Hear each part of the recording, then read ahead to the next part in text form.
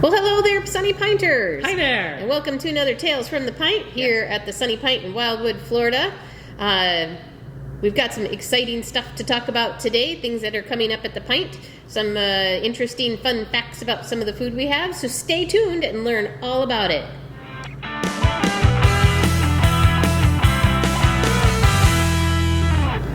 Okay, Sunny Pinters, welcome back. Hello again. If you are new here, I'm Simone. I'm Sue. And we are the owners of the Sunny Pint, your favorite tap room in Wildwood, Florida. Yes. And tap room and eatery, I should say. I know. You've only been saying tap room. We have great food. We do have great food. And so it's very exciting. And we're going to talk about some of that today. But before we do that, I want to first of all see, what are you drinking, Sue? What am I drinking?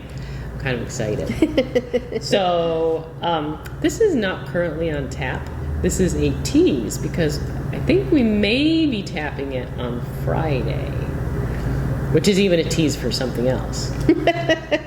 This is a Ludwig von Crispy.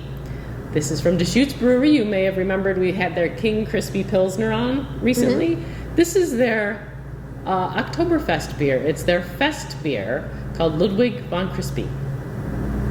And you might remember, we've talked about this in the past, that there's Marzens and Festbiers generally. This is delicious, by the way. And you can kind of tell the difference very quickly by the color. A Marzen is generally going to be a little bit darker than that, have a little bit more, almost to a brown color.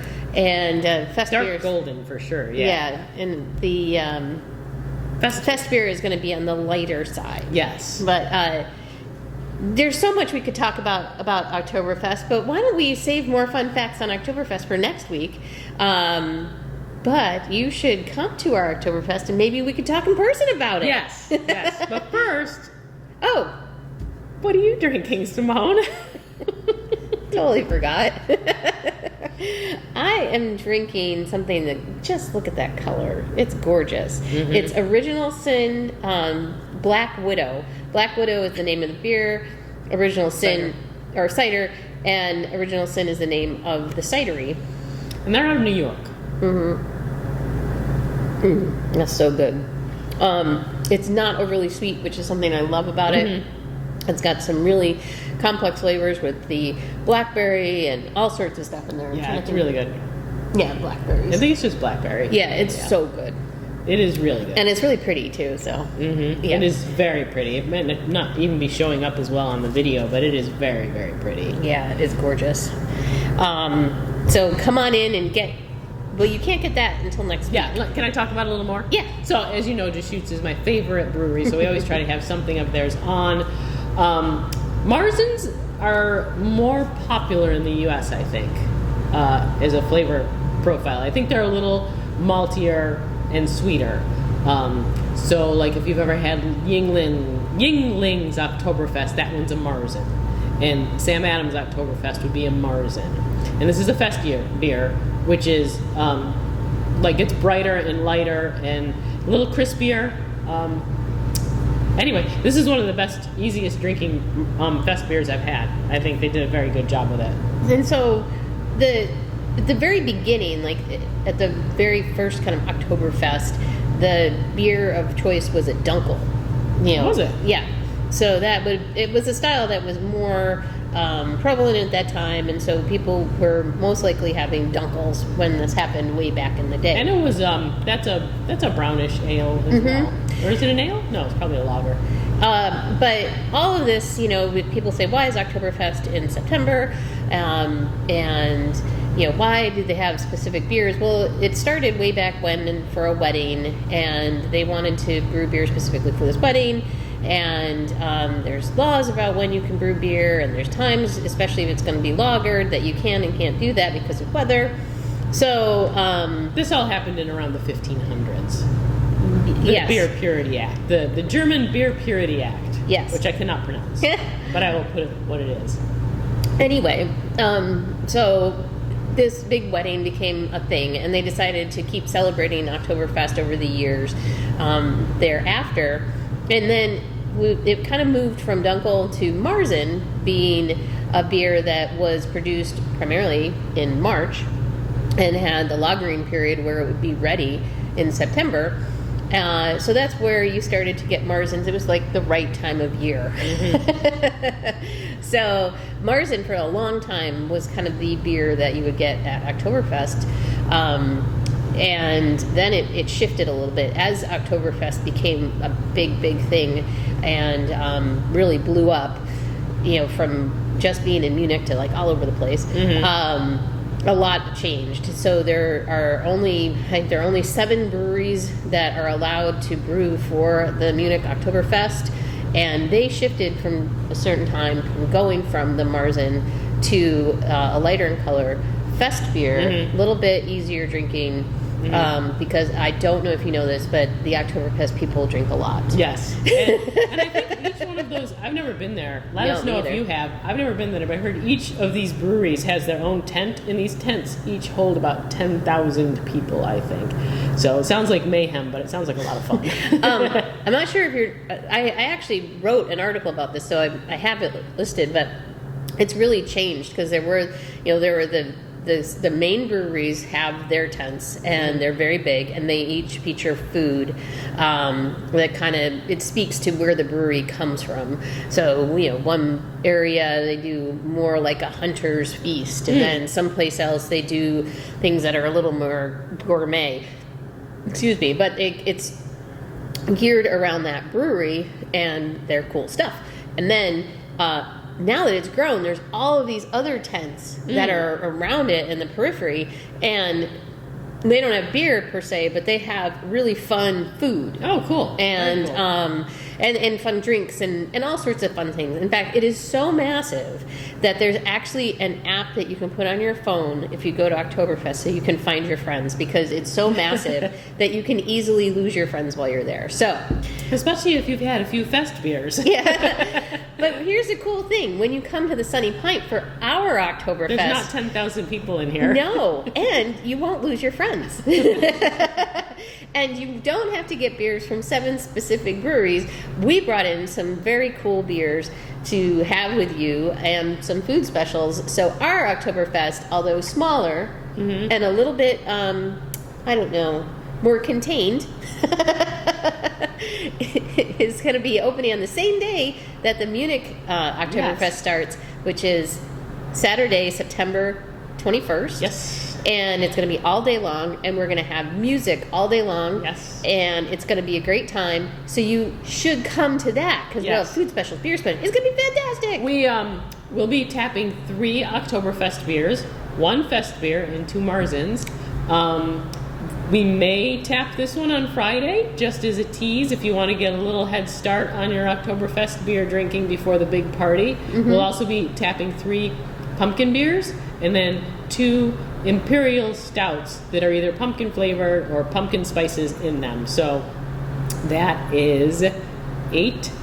Yeah, 8 It's beers. a lot. It's going to be 8 awesome. special beers just for that day. And it's going to be amazing. Yes. So come on in and see us, and we'll see what food specials we do this year. We're really excited. I don't know if you can tell. So it's our 5th annual. I don't know, but I mean, we even did one in 2020, which was actually challenging. But it was not as subdued as you would have thought it would have been In the middle of COVID. Yeah. All right. So yes, come and join us for that. Also, before we get into like our featured segment, don't forget that in October 5th, 6th. I don't know if we're talking about the same thing. Oh, what are you talking about? I was talking about a brewery event. What were you talking about? Falon. No, that's the 12th. Okay. So don't forget that for October 12th, we have our first crafting event. I'm going to go look at the sign. Falon. And it's going to be awesome. So sign up for that. And then we have a brewery event happening on October 6th with the D3 Brewing, which is the Disney Day Drinkers. It's the official brewery. craft brewery of the Disney Day Drinkers, and we're going to be tapping 3 of their beers, and I think we'll have something in cans that isn't available in kegs. Ooh. And it's going to be so much fun. Nice. Wear your favorite if you're a member of the Disney Day Drinkers Club, wear your shirt, bring your pin, do whatever, or just wear your favorite Disney stuff. And it's going to be so much fun. And we've had one of their beers before, and they're very good.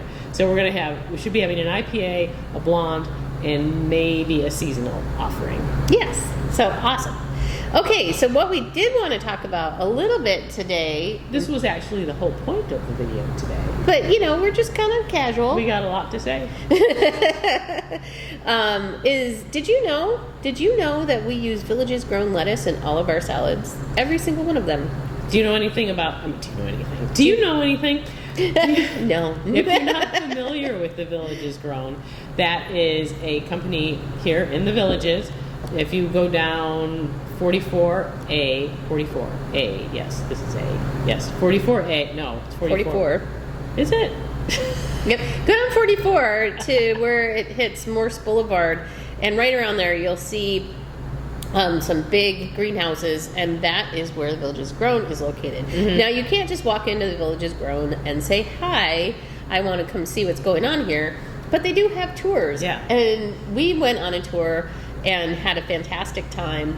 Of course, they're very, food safety is very big for them, so you have to wear a hairnet, you have to wear closed-toed shoes, but you get to see their whole operation, which is really, really interesting. They start everything from seed. It's incredible. They do, and if you've ever been on the Living with the Land ride at Epcot and you go through and see their greenhouses, theirs are set up very similarly, only much bigger scale. Yeah, so the first thing they did is they showed us those little seedlings. How they get from the planting the seed, trying to get that consistent growth happening with all of their plants, because it's not easy to grow things. And they grow it in a little 1-inch square of dirt, but they constantly feed them with nutrients, and it's a really interesting process. But the really great outcome for us is that we can provide you with a super fresh product, primarily with their lettuce and their microgreens, that is really healthy. And that's one of the things that they have. They're committed to enhancing the health of the communities that they are in, and we really support that endeavor. And we get herbs from them, we get microgreens from them, we get lettuce from them, and everything is delicious. And if you had a salad here, I can tell you taste the difference. Not only are you getting a better nutrient product, but the taste is good. Right. And if we use their Hydro Crunch lettuce, someone asked me specifically yesterday, and if you go to the produce department in Publix, I know for sure, they carry the Villages Grown lettuces, and you'll see them in little containers. And we were going to show you, but we forgot. That's what we get. We get a case full of tiny little heads of lettuce. And yeah, I mean, I thought the tour was great. We started, we had to put our hats on and saw the seedlings. Yeah, and think about the freshness. When we get it, it has basically the harvested date and the pick date, and it's generally either that day or the day before.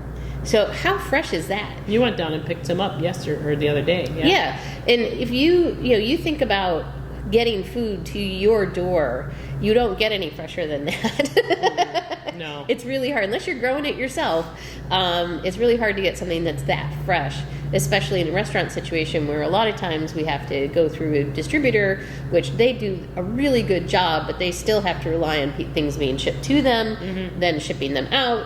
And, so you just lose a lot of time. So that's why we're so excited that we're right down the street from the Villages Grown, so we can feature this super, super fresh product. And I just wanted to talk about the tour a little bit more, if that's okay. But yeah, no, the food is great. And we went with a bunch of other restaurant people. Some were chefs and some were people who worked in the kitchens at these restaurants, which was really fun because we went through the seedlings and then we went through the big greenhouses where it was just these huge tables of lettuce, and you could just see them growing, and they were beautiful. And then we went into the herb section, which I thought was really interesting because there were a lot of chefs there that they had clearly spoken with before about various herbs. Like they were talking about basil. I don't think we have a picture of the basil, but they were talking about basil, and we all got to taste a little of it. And for me, I was like, oh, that's basil, it's good. But they were like, well, this is good, but for the dishes that I prefer one with these properties. And they're like, oh, well, let's see if we can kind of modify how our basil tastes for what your needs are. And I thought that was very interesting. By that, they meant like different types, because there's a ton of different types of basil. I just thought basil was basil. Regular basil and Thai basil. That's all I knew. And so they're different types, and they kind of have different properties. Like some can be more biting and, more peppery. Some can be almost sweet. So it just depends on what they're looking for. Like basil is also one of those tricky herbs. It gets damaged so quickly once you harvest it. Oh yeah. So, but it's neat. We did that with a few different herbs, and we got to taste a bunch of little herbs that they just picked right off the thing. You should really try the tour. Yeah, you should try the tour. And I think, but that's the cool thing. They not only are growing food, which is hard enough to do, but they want to work with the restaurants in the area to get them the products that they can use and make something delicious for you. Mm-hmm. So they're a really good organization. Mm-hmm. And now that we get their lettuce, we can make something delicious for you. That's right. We'll make sure to throw in some pictures of all of the different salads that we have. Mm-hmm. We have, our ever famous Greek salad. Yes. Our caprese salad, our harvest mix salad. Greek salad. I said that one. Oh. Fiesta salad. Antipasto salad, BLT salad, and the BLT salad. So there's a lot for you to choose from there. And every once in a while, we'll do a special salad too. Mm-hmm. I remember when the Village is Grown was doing a feature of some new microgreens, and so we got some of those, and we did a couple of different microgreen salads, which was really fun. So, definitely go to I think if you go to their website, it can show you how to get on a tour. Mm-hmm. And I do believe you get some produce when you leave that tour. Mm-hmm. So it does cost, I think, $25. But it's worth it. And if you live in the area, it really gives you an insight as to where you might be getting some of your food from. Yeah, which is cool. I don't want to diss anybody at all, but before we had Village's Grown lettuce, we hardly sold any salads. We would throw away bags of lettuce. As soon as we switched to Village's Grown lettuce, if you look around, chances are you're going to see at least one salad on every table here. So if you have not tried their lettuce, if you see it in the store, pick it up and try it. They have the Hydro Crunch. They have a butter lettuce generally in the store, and I think sometimes another one. Red butter lettuce, or Bib. You can also go to the Brownwood Farmers Market on Saturdays, and they have a booth there, and they feature some things that you might not be able to get in the store. So, check it out. Yeah. And I think up at Sawgrass they have a little area. At Sawgrass they have a market. Yeah. So you can get something there too. I forgot about that. So that's another great area. But anyway, it really does make a fantastic salad, and we're not just saying that because we want you to buy salads. It's so good. I mean, we're all about community too, and I think that health is a thing that really helps communities thrive. Mm-hmm. So we're glad to be able to work with them and provide something healthy for you. And I learned on the tour that these little microgreens that we put on, like we put it on our tacos on Fridays and we put it on our salads, it's not just baby versions of cilantro or whatever. They actually are packed with way more nutrients than like your average cilantro that you would get in the big form. And I didn't know that until I went on the tour. Yeah, it's kind of cool. What they were saying is if you think about the amount of energy, and you think about this with, if you look at kids when they're growing up, how much energy they have when they're so young. It's kind of that way with plants too, when they are at that growth stage where it's just, they're just starting, they're just going to get big. They're just packed full of energy, and that is why they have so many nutrients, and it's pretty cool. Mm-hmm. And they taste really good. Yeah, they are really good. So, anyway, there you go. Yeah, I think that's it. So if you haven't done enough about salads, be sure to come to our Oktoberfest on Saturday. And then keep an eye out for events in October for the D3 Brewing event and for our first crafting event with Falon. And of course, if you haven't subscribed to this channel, now's the time. Yes. Hit the subscribe button, hit the bell next to it, get notifications when our new videos come out. Also, follow us on our Facebook, Instagram, and find out everything that's happening here at the Pint. Our events go to there, and you can go on our website, Sign up for our newsletter. And there you're also going to see any events that are coming up and a list of our beers in real time. Yes. So on that note, you have a lovely day. Cheers. Cheers.